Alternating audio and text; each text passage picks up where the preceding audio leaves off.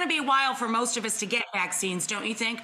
What is your timeline on that? I know every doctor and every pundit has a different timeline, but what is your opinion on this? Yeah, well, thank you for asking that. So the key is understanding what the CDC has said, right? The CDC has given some guidelines to how states can actually give the chronology of who gets it and when they get it. It's not a mandate, though, Rachel. Every state can determine how they decide to get it out. But the CDC, correct. Right. So let's look at some of the guidelines. We have a graphic here to show some of the guidelines. The CDC said, okay, 1A, healthcare workers, residents of long-term care facilities. We know that. 1B, frontline essential workers, firefighters, police officers, grocery store workers, educators. Those are frontline essential workers. And then people 75 and older. Then you go to 1C. Those are people between the ages of 65 and 74. And those who are 16 to 64 have underlying medical conditions. And then you talk about the other essential workers, people who work in transportations, logistics, law, public safety. But Rachel, let me just say this. People should expect to have some side effects.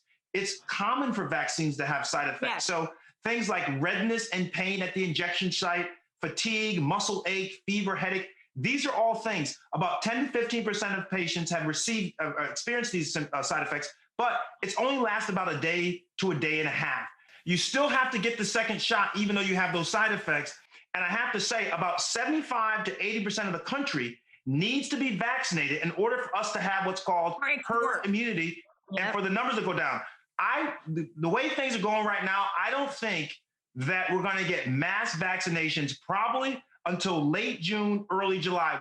And 3 quick points, Rachel, if I can real fast. I want to say to people, just because you've had COVID-19 does not mean you don't need the vaccine. That's you right. still need the vaccine because we don't know how effective your immune response from that first infection actually is or how long it will last. Right. And if you did get That's the right. antibody benefit of it, how long that protection lasts is an unknown. That's right. Here's the other thing. We're talking about all these variants, all these strains that are variant strains now here in the US, abroad.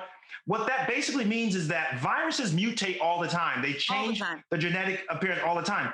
So far, once again, fingers crossed, so far it looks like the vaccine is going to still protect us for all these variants. But here's the deal. This is why we have to be fast, because we don't want the virus to mutate so much that it then falls out of protection zone of the vaccine. Yes, which is why we got to get people to get the vaccine now.